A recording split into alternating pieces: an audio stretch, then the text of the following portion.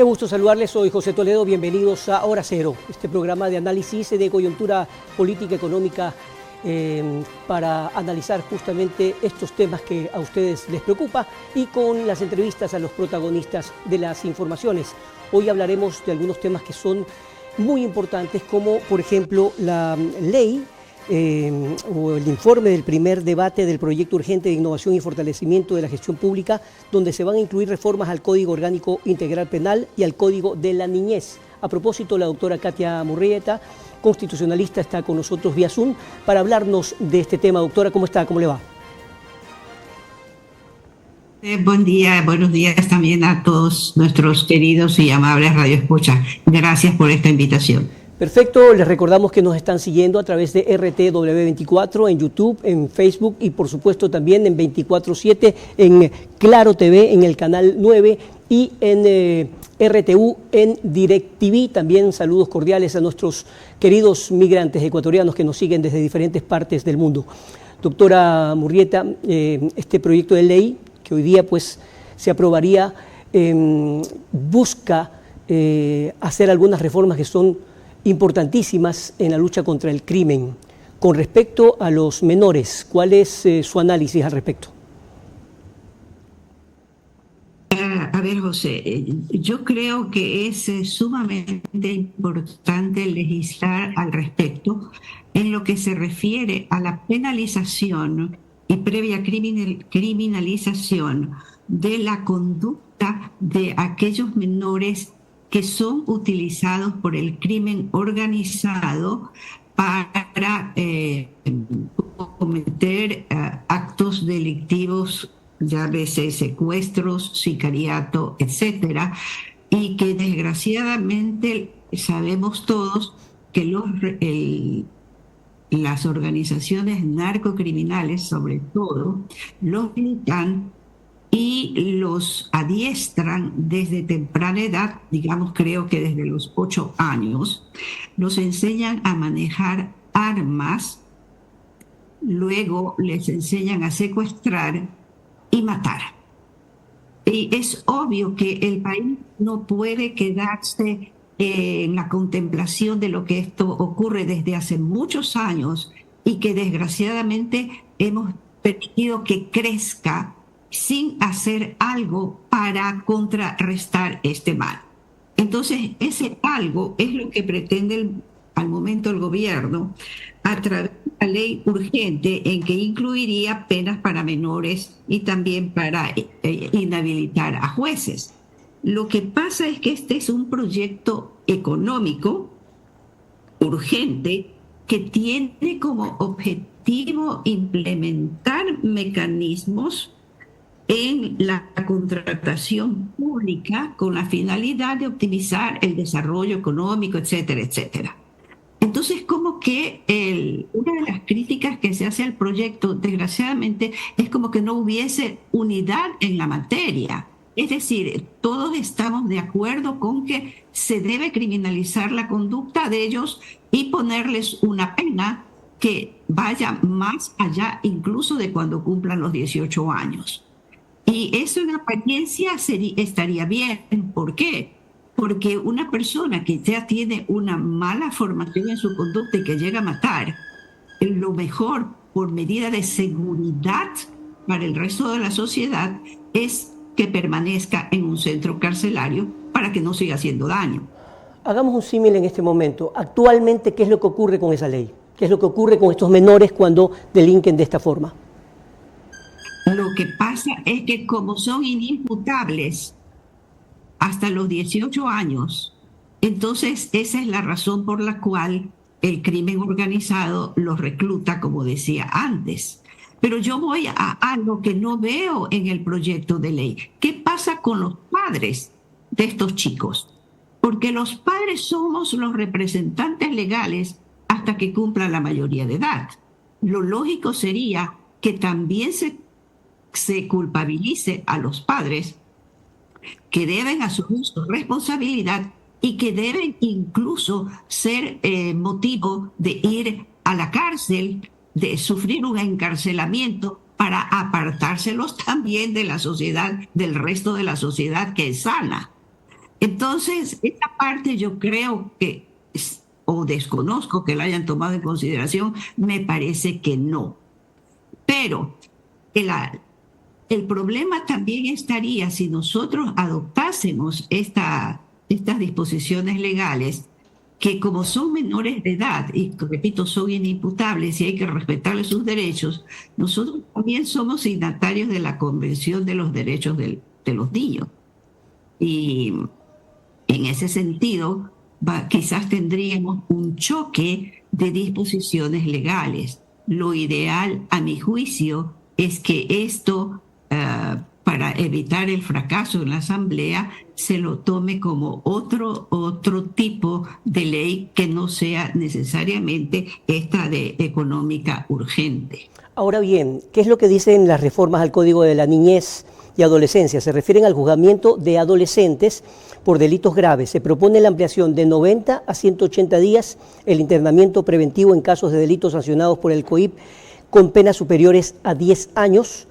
Prescripción de delitos sancionados por el COIP, la duración de 1 año de la investigación previa en delitos sancionados con pena privativa de libertad, donde participen adolescentes, y también se amplía de 45 a 90 días la duración de la instrucción y se puede ampliar por 30 días por una sola vez. Ahora, esto, tal como usted lo dice, no ha sido entonces ampliamente discutido, sino va en un marco de otro tipo de reformas. ¿A eso se refiere usted, que no se ha hecho tal vez un análisis prolijo, más intenso de este tema? Sí, es decir, no sé si es que ha faltado análisis, pero para mí el problema es el de la coyuntura. Es decir, que porque cuando se legisla, se tiene que conservar una unidad de materia o de contenido.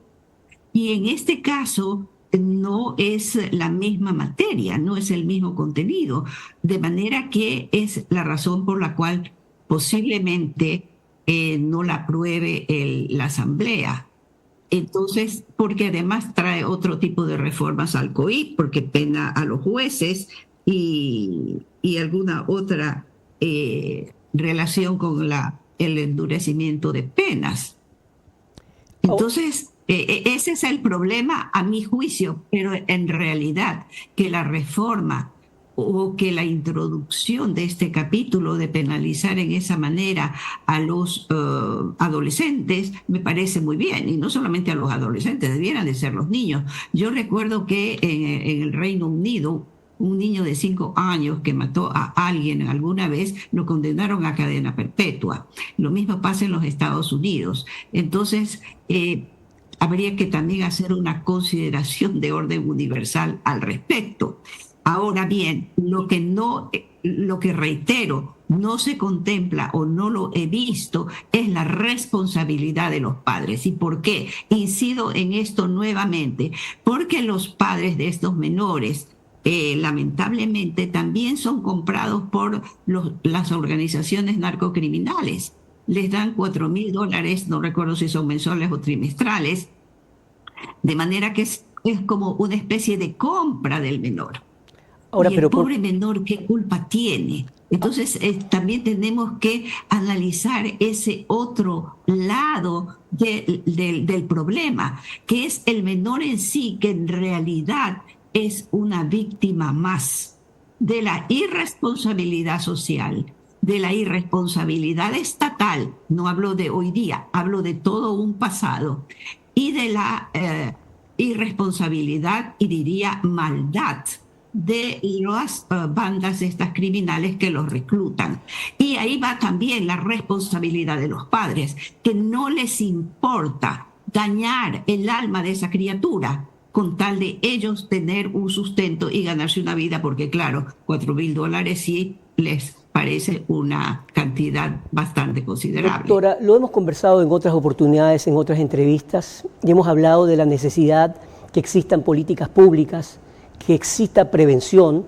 Es decir, sí, yo pienso que, tal como usted lo dice, en muchas ocasiones, no en todas, los padres son culpables por no vigilarlos, o por definitivamente, prácticamente, venderlos a los delincuentes. Así es. Pero, y cuando no ocurre aquello, cuando están los padres trabajando porque tienen que llevar su pan a la casa y los hijos después del estudio pasan prácticamente abandonados porque no hay quien los cuide, y además el Estado en general no tiene políticas públicas para que los jóvenes estén distraídos, estén en deportes o en diferentes actividades que no estén en el ocio y ahí a la buena de Dios para que sean reclutados justamente por estas bandas. Es decir, hace falta un trabajo íntegro e integral de la sociedad conjuntamente con el Estado.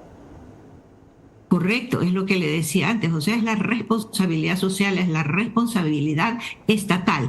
Pero yo veo que este gobierno, porque, a ver, si nosotros tenemos un jardín y nos está creciendo la maleza, le decimos al jardinero, corte esa maleza. Pero si no le decimos, evite el crecimiento o el resurgimiento de la mala hierba, eso va a seguir. Entonces, lo que hay que hacer es llevar políticas paralelas de la prevención que usted hablaba hace un instante. Y eso nunca se ha hecho, o por lo menos que yo conozca. Entonces ahora veo con mucha satisfacción que el gobierno está creando un comité justamente para prevenir el reclutamiento de niños en grupos criminales. Pero es porque un 60%, imagínese usted, 60% de los miembros de estas bandas son menores de edad. 60%, o sea, superan a los adultos. Es que esto es lo mismo que pasa en Colombia o en México. Con este problema. Doctor, es lo mismo que pasa en Colombia y en México. Esto lo hemos importado lamentablemente. Miren lo que pasa en Colombia. Un niño de 14 años, 15 años, intentó asesinar a un candidato, a un precandidato a la presidencia de la República que está debatiéndose entre la vida y la muerte. Es decir, hay verdaderas industrias de escuelas de sicarios de los 8 a los 12, a los 14 años, ya están con un puntuariado impresionante. Entonces, ahí es donde tiene que entrar la mano de la sociedad, no solamente para penalizar, sino también para prevenir. Exactamente, pero a ver, José, estos son temas que yo los he venido tratando, denunciando desde hace muchos años, pero obviamente una golondrina no hace verano. Entonces, cuando ya el agua nos llega acá, al cuello, ahí, entonces, ¿qué hacemos? ¿Qué vamos a hacer? Recién empezamos. Bueno, no importa, empecemos. Como le decía, existe este comité que está creado, mejor dicho, existe ya esta disposición gubernamental por la cual se crea este comité para prevenir el reclutamiento. Pero volviendo al tema de Colombia, que era lo que yo decía, las FARC que fueron empujadas hasta el sur de ese país, norte del nuestro, ¿qué es lo que hacían? Desde hace muchos años, reclutar a nuestros niños para los efectos que estamos comentando. Pero hemos dejado crecer, es lo que le digo, es la mala hierba. Entonces, hablemos de prevención también, porque si por un lado reprimimos y por el otro lado no tomamos medidas de prevención, esto va a seguir creciendo y lamentablemente cada vez es mayor la presencia de niños y adolescentes en la escena criminal. Bien, vamos a ir a una pausa comercial. Estamos analizando el proyecto de ley para penalizar a los menores de 16 años con la doctora Katia Murrieta. Ya regresamos.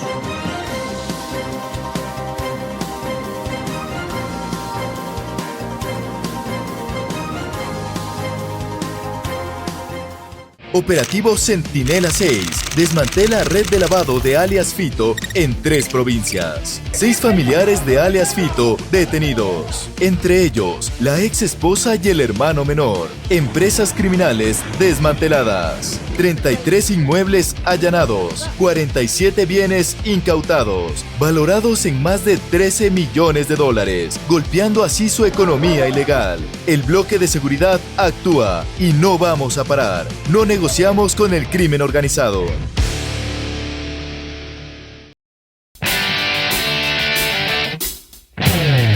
Aquí empieza el Ecuador, primera iglesia construida por los españoles. Que quien hizo la música fue Nicasio Safadi, que era libanés. Ahorita estamos viendo Grey Putum. Es muy chiquito, no crecen más. ¡Qué precioso! Apareció un cuchucho para saludarnos. Es el principal referente en la provincia del Oro.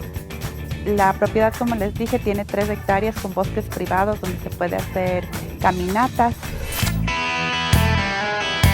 Estamos ubicados en uno de los sitios estratégicos de la geografía del Ecuador. Estamos en playas. Se habla de que aquí es el segundo mejor clima del mundo. Estamos en el mercado de la Merced. Aquí hay el tradicional hornado y el plato típico por excelencia, el tigrillo. Bueno, vamos a probar entonces el chontacuro. Hoy van a probar lo que es el crepe de camarón con pangora y unas ostras gelatinas estilo Don Fortu. Espero que lo disfrutes, espero que sientas el placer. Porque es de los platos que más salen es el cocolón de cangrejo.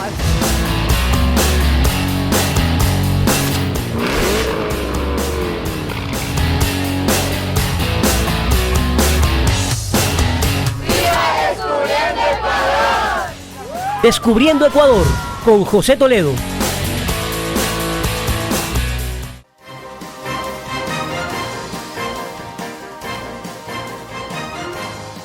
Bien, continuamos con más de Hora Cero y ahora integramos al panel de las entrevistas a Estefanía Luzuriaga, politóloga y académica, con quien vamos a conversar de inmediato también vía Zoom, al igual que la doctora Katia Murrieta. Estefanía, muchas gracias por estar con nosotros. Conversábamos en el bloque anterior con la doctora Katia Murrieta sobre este proyecto de ley para penalizar a los adolescentes de 16 años. La inseguridad creciente en nuestro país es terrible y, por supuesto, el miedo y hasta el terror está en diferentes partes de nuestras ciudades. Lo que está ocurriendo en Guayaquil también es muy, muy grave, pero más grave aún parecería esta división entre autoridades, por un lado el municipio y por otro lado la gobernación, la policía en general. ¿Cuál es su análisis con respecto a aquello, Estefanía? Buenos días a todos, muchas gracias por la invitación. Realmente coincido en que estamos en un contexto de crisis muy complejo para la ciudadanía, para el Ecuador en general y para Guayaquil en particular. Creo que definitivamente se necesitan acciones coordinadas entre los diferentes niveles de poder. Es importante un trabajo conjunto entre el gobierno nacional, digamos, manifestado en las diferentes carteras del Estado y el gobierno local para justamente tratar, por un lado, de responder a los picos de violencia, como lo que hemos vivido esta última semana, pero también para trabajar desde la prevención, es decir, implementar programas que permitan instalar políticas públicas de prevención que acompañen al discurso securitista. Definitivamente el Poder Ejecutivo, digamos, Daniel Noboa como presidente y el Poder Legislativo han estado trabajando en la aprobación de proyectos de leyes que justamente buscan poner en una mejor posición al gobierno y a las fuerzas del orden público para luchar esta guerra con los grupos de crimen organizado, pero es un trabajo que necesita ser conjunto y que necesita tener una clara manifestación en prevención, en programas y en acciones concretas. ¿Cómo cuáles, por ejemplo? ¿Cuáles podrían ser esas acciones concretas para prevención? Definitivamente es focalizar los segmentos, ¿no? Es importante trabajar con niñez y con adolescencia. Hay datos duros que indican que la etapa en la que se reclutan inicia a partir de los 11 años, eso lo hemos visto en otros países, como el caso de Colombia y de México. Entonces es importante que los programas estén focalizados en infancia y en primeros años de la adolescencia, trabajar sobre los niños y adolescentes en el contexto familiar. Es fundamental el acompañamiento a los hogares, a las madres o a los principales cuidadores, cualesquiera que estos sean. Entonces entiendo que no es solamente ampliar los bonos, que es una manera de dar un respiro económico a las familias, pero es también el trabajo desde otros espacios, como decía, carteras como educación, deporte, cultura, están abocadas a generar programas concretos de prevención. Doctora Katia Murrieta, sobre esto que acaba de mencionar justamente Estefanía, y en el contexto que ya lo habíamos también dicho antes de la pausa, la situación es grave, pero más grave aún es lo que ocurre con la política en general. El gobierno, por un lado, haciendo lo posible porque se nota tanto en lo político como en lo referente a las Fuerzas Armadas y Policía para combatir el crimen. Pero por otro lado, la Asamblea, que hace lo propio, parecería no ser suficiente. En ese sentido, es indispensable el apoyo internacional. ¿Cree usted que eso, que es un proceso, se va a hacer sentir en los próximos meses, digamos, en nuestro país, o falta muchísimo para ver ese apoyo que tanto lo requiere el Ecuador a nivel internacional?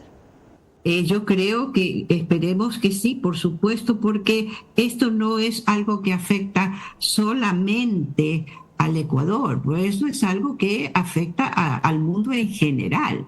De manera que sí, se necesita un trabajo, como decía la doctora Estefanía, coordinado entre las instituciones nacionales, las que tienen que ver con toda esta problemática sociofamiliar, pero también con las instituciones internacionales. Veamos qué pasa, que nuestro aliado en esto podría ser los Estados Unidos, pero habría que ver de qué manera el gobierno cambia un poco la brújula apuntando a este tipo de problemas. Pero yo también quería señalar algo, José, y es que el problema nuestro también consistiría en lo siguiente: vamos a meter a los infractores a un establecimiento que se llama una especie de internamiento institucional, por no llamarlo cárcel.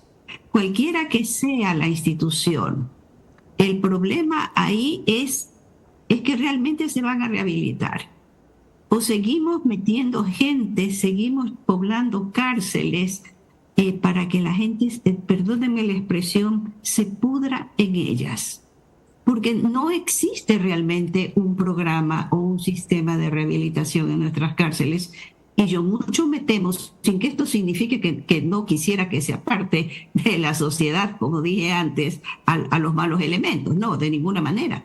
Pero a lo que voy es que debiéramos paralelamente también, y como medida también de prevención, someterlos a un régimen de volver a aceptar las costumbres y los principios y valores sociales, de tal manera que cuando esta gente egrese de la cárcel no sea un delincuente más y un peligro más para la sociedad.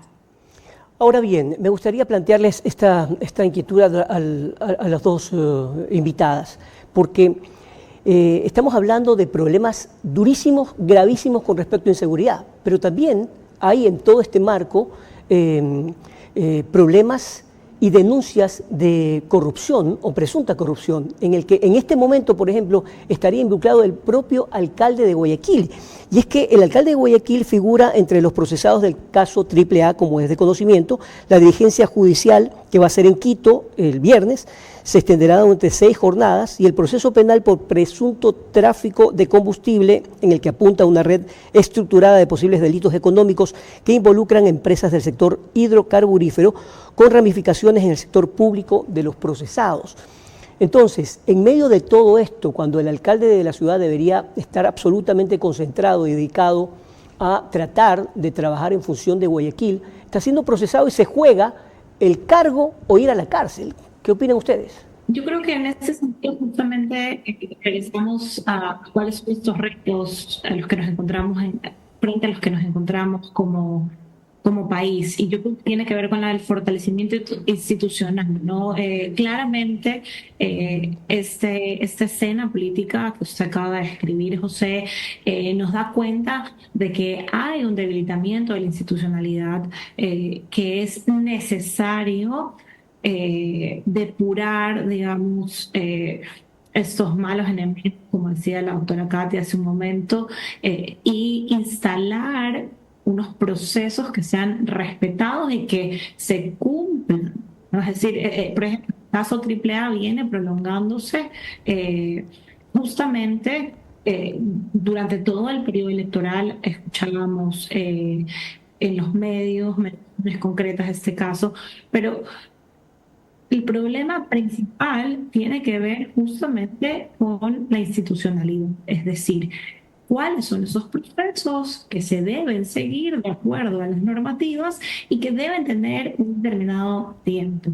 Yo considero que en el caso puntual del alcalde de Guayaquil, definitivamente él ha demostrado su preocupación por lo que está pasando en la ciudad y la intención, yo creo, de responder desde las competencias que el CONTACDE ofrece ante la problemática.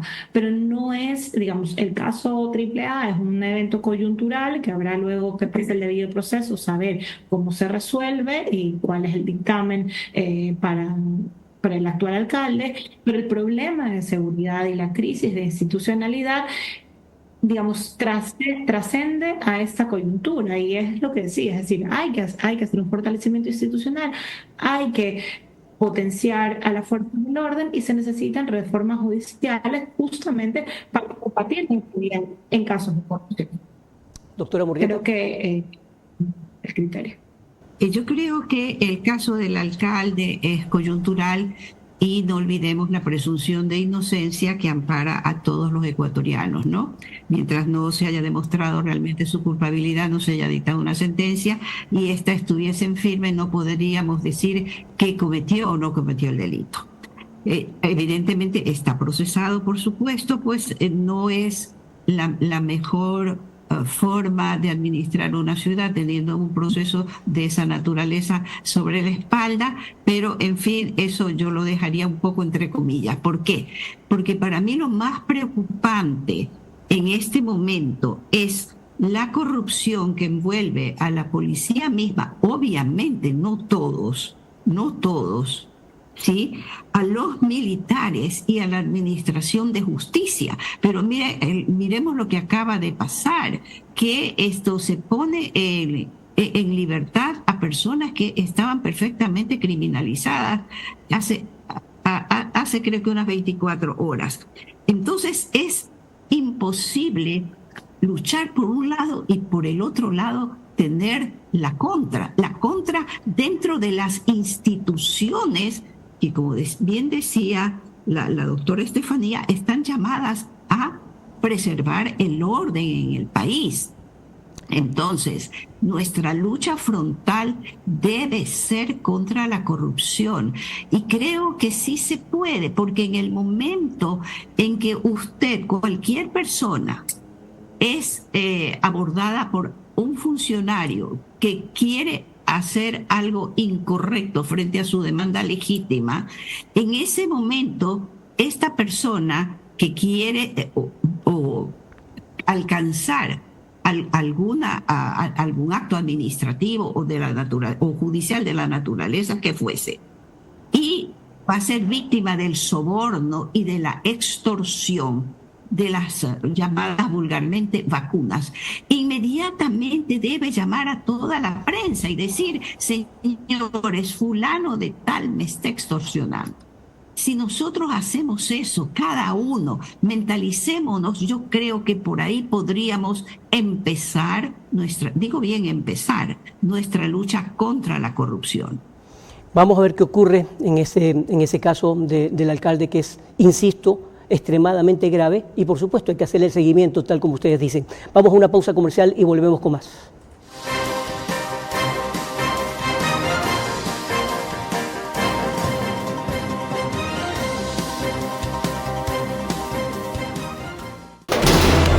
Vamos a lograr la victoria final y le vamos a dar a nuestras familias lo que se merecen: paz. Operativos Apolo 14 y 19 en varias ciudades del país dan como resultado detención de 27 delincuentes, 14 armas de fuego decomisadas, recuperamos 6 motocicletas y 5 vehículos robados, captura de Iván Michael B., implicado en el atentado a locales comerciales en la Bahía, terrorista que ya está tras las rejas. La paz y la seguridad ciudadana es el objetivo. Después de lo que está ocurriendo con la guerra entre Israel y los palestinos de Hamas.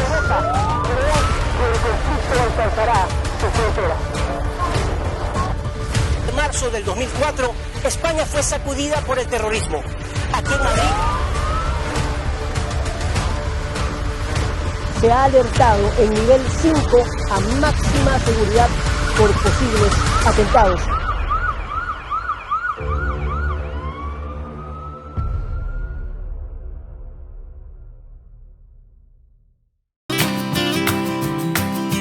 ¿Qué significa Yacuviña? Proviene de los vocablos yacu, que es agua, y viña eterna.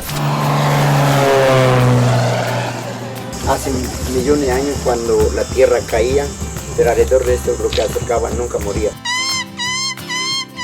Esta tierra no queremos perder, porque queremos vivir. Puyango es un lugar bastante representativo, interesante. En cada comunidad quichua existe un chamán. Ellos son guaraní. Guayaquil también es semillero de cantautores que han hecho historia en Ecuador.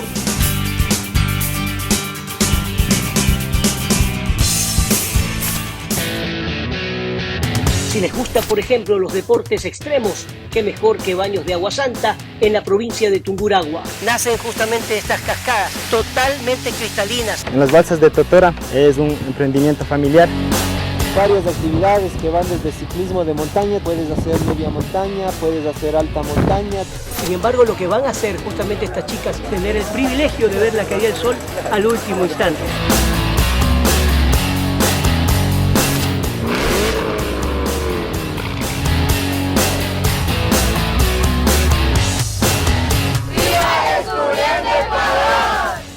Descubriendo Ecuador con José Toledo. El Ministerio de la Mujer y Derechos Humanos presenta Ellas Crean Futuro, un programa para mujeres que quieren capacitarse y abrir nuevas oportunidades. Podrás formarte en habilidades técnicas, artesanales, mecánicas, creativas y más. Inscribirte es fácil. Llena el formulario en nuestras redes sociales y sube un video contándonos por qué quieres participar. Es tu momento de aprender, avanzar y crecer. Síguenos en redes sociales y participa.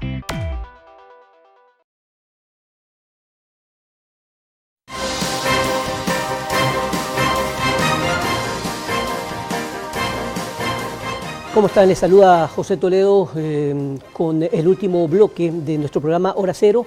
Les prevenimos, nos están viendo a través de YouTube en RTW24 y también 24/7, canal 9 de Claro, canal 14 de Claro también, 14 de CNT y 14 de Stream, y en RTU a partir de las 17 horas. También nos siguen en Instagram y en TikTok y nos están viendo en diferentes partes de Estados Unidos y también del mundo. Esto es Hora Cero. Estamos conversando con Estefanía Luzuriaga y con Katia Murrieta sobre temas que tienen que ver con la seguridad, las leyes que deberían, por supuesto, incrementarse, mejorar, pero sobre todo el trabajo en conjunto de la sociedad, tanto de los políticos, de la Asamblea, del Ejecutivo y de la sociedad en general. Es indispensable, tal como se hablaba en campaña electoral, la posibilidad de una Asamblea Constituyente, o ahora, con la mayoría que está trabajando por parte de la Asamblea, reaccionando de manera positiva, su mayoría obviamente, a las leyes y a los proyectos que está enviando el Ejecutivo. Digo, ¿es imprescindible o ya no la posibilidad de esa Asamblea Constituyente, Estefanía?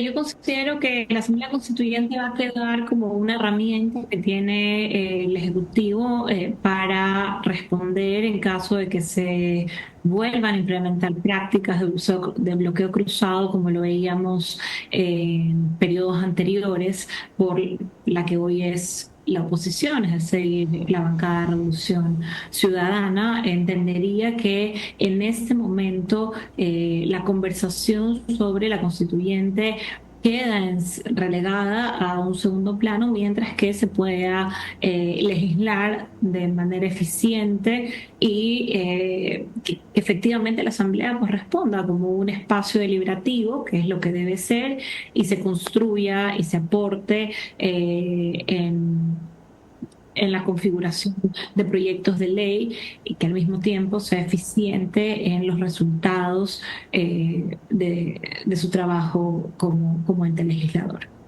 Doctora Murrieta. Sí, de acuerdo, pero habría obviamente que aprovechar, y creo que es lo que está haciendo el gobierno, mientras tenga esta mayoría, de ir evacuando ciertos temas que hubiesen sido motivo de tratamiento por parte del constituyente. Sin embargo, y a pesar de todos los factores en contra o negativos que podrían producirse o haberse producido en el evento de que ya no se vaya por esa vía, sí creo que es importante mantener la idea de la celebración de la Asamblea Constituyente. ¿Por qué? Porque la Constitución de Montecristi nos ata de manos, la Constitución de Montecristi nos ha hecho mucho daño.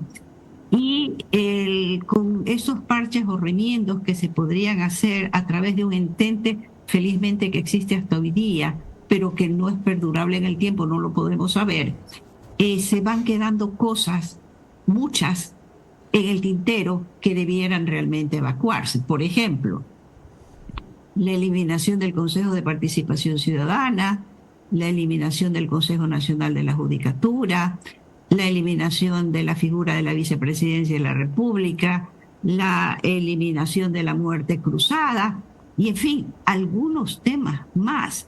Y el mismo tema de la prisión preventiva, que consta como 70 veces en la Constitución, porque como yo he dicho siempre, todo cuerpo legal es como un petate. Si usted mueve un hilo, se mueve absolutamente todo. Entonces, ojalá podamos ir a la constituyente para volver a la Constitución del 98, mejorar a lo mejor esa, pero no más la de Montecristi. Ahora, con la experiencia que usted tiene, doctora Murrieta, y todo lo que ha pasado y hemos visto en nuestro país, esta asamblea, o esta mayoría que hay en la asamblea, que en este momento pues favorece al gobierno, primero que le da gobernabilidad y tranquilidad para que puedan hacer todas las reformas o los proyectos que se hablaron en campaña electoral. Esa mayoría no va a ser como las anteriores, que son mayorías móviles, digamos, que cambian, se compran, se venden votos, etcétera, o al parecer, parecería más bien, perdón por la redundancia, que se incrementaría la cantidad de adeptos de la Asamblea en favor del gobierno. Eso sería lo ideal, José. Lo malo de esto, y me pregunto, es ¿a cambio de qué? Entonces, porque si es que esos votos que se suman a una mayoría, no diría yo de asamblea, a una mayoría ciudadana, porque no nos olvidemos que los asambleístas son nuestros supuestos representantes. Entonces, y digo supuestos porque muchas veces buscan su propia utilidad, y no necesariamente la de los ecuatorianos, ¿no? Como país. Pero en todo caso, lo que quiero decir es que si esa mayoría se mantiene sería ideal, mientras se mantenga por un pro país, por un lema que sea en beneficio de todos, por lo que juraron defender, pero no por un pro, tú me das las aduanas, tú me das los hospitales, tú me das las minas, etcétera, etcétera. Porque entonces sí continuaríamos con la corrupción enquistada en las principales instituciones del Estado. Estefanía. Coincido con el que las alianzas deben ser construidas a partir de valores políticos que respondan a una mirada de desarrollo del país. Definitivamente es la única manera de luchar contra la corrupción, contra el crimen organizado, contra una problemática de seguridad transnacional que afecta no solamente al país, sino a la región. Entonces, coincido completamente con la doctora Katia en el sentido de que es necesario que esas alianzas se construyan y que justamente respondan a una mirada de desarrollo, a una mirada de plan país a mediano plazo. Yo creo que hay que entender que los resultados inmediatistas generalmente no son sostenibles, es decir, que hay que hacer cambios estructurales para poder ver resultados estructurales. Que Creo que el tema del reparto del poder es una práctica que ha sido, sí, parte de la política nacional, en los camisetazos también. Entonces, definitivamente que ese discurso que vemos que está siendo parte de la narrativa que instala el presidente del Poder Legislativo, Niels Olsen, de una nueva asamblea, de una asamblea más abierta, de una asamblea que comunica a la ciudadanía no solamente qué ley se aprueba o en qué sesión están, sino cómo esto de alguna manera contribuye a generar recursos y oportunidades para que el presidenciable pueda implementar estas modificaciones. Se vuelve necesario, pero que es importante que eso tenga una bajada a la práctica, digamos, solo desde lo que se dice comunicacionalmente, sino de cómo se legisla por todos los actores del sector. Ahora, tenemos unos minutos, pero me gustaría abordar este tema que me parece muy importante, porque ustedes también son académicas, y yo lo que digo es, dentro del pensamiento crítico que debe existir en nuestro país, del trabajo en conjunto de toda la sociedad, porque un país se lo saca adelante no solamente con el ejecutivo de turno o el legislativo, o el judicial, sino en general todo el país. ¿Qué debería hacer la academia? ¿Qué más podemos hacer los ciudadanos como veedores de ciudadanía para sacar adelante proyectos para la reactivación económica? Es decir, no podemos estar pensando solamente en que salimos a la calle y podemos ser víctimas de algún atraco, secuestro o demás, sino hay que seguir produciendo, es decir, no podemos seguir viviendo con miedo. En ese sentido, ¿qué más podemos hacer, doctora Katia Murrieta? A ver, lo que pasa es que tenemos siempre que empezar por, como se dice en filosofía, por los últimos principios.